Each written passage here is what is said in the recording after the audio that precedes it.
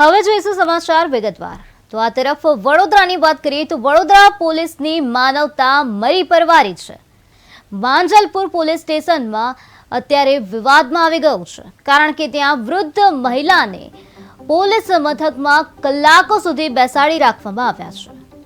પોલીસે વૃદ્ધા સાથે ગેરવર્તન કર્યું છે। વૃદ્ધાની વ્યથા સાંભળવામાં નથી આવી, ત્યારે વૃદ્ધાની આંખોમાં આંસુ હતા, તેમ છતાં પોલીસ નિષ્ઠુર બની છે। પુત્ર અને પુત્રવધુએ માર માર્યાની ફરિયાદ નોંધાવવા માટે વૃદ્ધા પોલીસ મથકમાં પહોંચી હતી। તો ઇજાગ્રસ્ત વૃદ્ધ મહિલાની પોલીસને દયા પણ ન આવી। તો પોલીસની નિષ્ઠુરતા જોવા મળી રહી છે। મીડિયામાં અહેવાલો પ્રસારિત બાદ પોલીસની માનવતા જાગી। વૃદ્ધાને મળી અને પોલીસે નિવેદન લીધું છે। પથ્થર માર્યો